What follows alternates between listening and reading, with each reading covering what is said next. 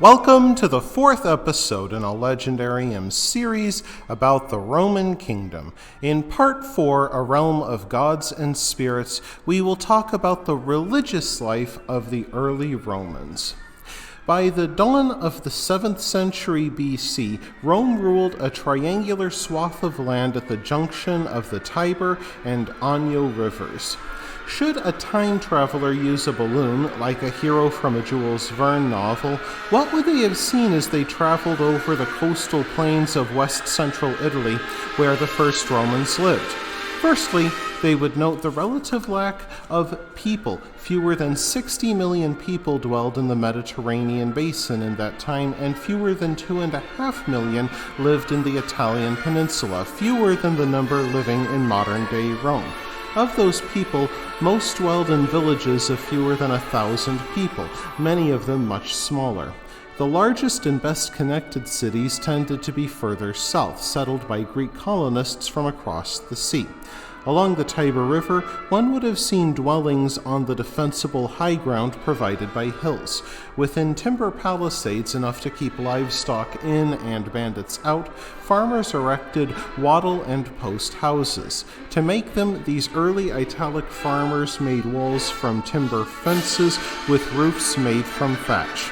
Afterwards, they stamped together mud, horse feces, human waste, and straw into buckets while wearing leaky shoes, if any at all. Finally, they daubed the mixture upon wooden posts to make insulated walls. Given that these houses took years to build, many Italic families lived in them for generations. Though wealthy and prestigious families might have had larger houses with more goods, they lived cheek by jowl with poorer neighbors. Around the palisades, one found wheat fields and pastures for cows, pigs, and goats. The smell of manure wafted even into the houses of clan chiefs. Few of these settlements would be home to more than 1,000 people. In time, these tiny pinpricks on the map would grow together in a process the Greeks called syncoism. These people would come together to share a common market, burial ground, and finally combine military power to raid rivals' farms and grazing grounds. During the 8th century, during the supposed reign of Romulus and his Italic successors, Rome likely included several such villages slowly growing together. With the death of the tyrant King Romulus, a man named Numa Pompilius rose to the throne. At first, Rome's leading families hoped to abolish the monarchy and rid themselves of overbearing kings. Yet the people preferred the grandeur and power of a monarchy, so the Senate had to give them one. Numa Pompilius became the second of 7 kings said to have ruled Rome from the city's founding to the creation of the Republic in 509 BC. This precise timeline is unlikely, for it would mean each king ruled for an average of 35 years. Numa, himself a Sabine, took the throne via election from the Roman Senate. In 6th century Italy, reputation and wealth mattered more than birthplace and pedigree, and it was common to elect foreigners as kings. Both cunning in politics but gentle in spirit, Numa's reign proved the opposite of Romulus's. Guided by the wood nymph Egeria, who lived in a sacred grove, Numa embraced the power of peace over the bloodshed and slaughter that tainted Romulus's reign. Like Romulus, he ruled for about 35 years, but he reigned as a priest king rather than a warrior. More than 600 years later, Cicero wrote, he wanted the proper performances of the rituals themselves to be difficult, but that the necessary equipment should be readily available, for he provided that much should be learned by heart and scrupulously observed. Indeed, Rome's priestly class did much work. If they made any error during a ritual, forgetting or misspeaking words, or even being interrupted by the squeaking of a rat, the priests had to repeat the ritual.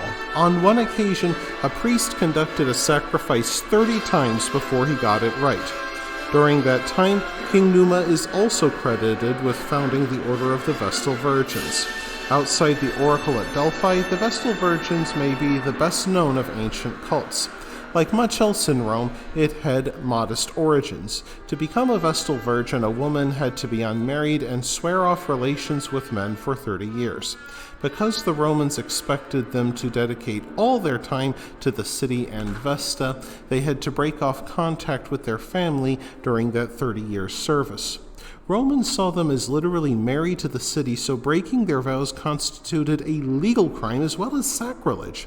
Though Rome had fewer than 6 Vestal Virgins, they had to prepare ritual food, keep a holy spring and eternal flame, officiate services that could last for weeks, and maintain wills.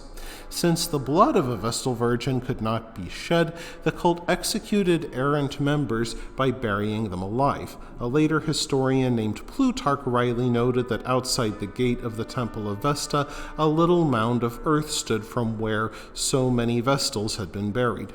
Early Roman religion had an animistic character. Romans believed that spirits inhabited everything, from rivers and forests to human beings. The first citizens of Rome also believed that the spirits of their ancestors watched over them. It can be argued that later Roman veneration for the family grew out of this custom. Initially, the Romans incorporated a Capitoline triad, likely taken from the Sabines, into their spirit world.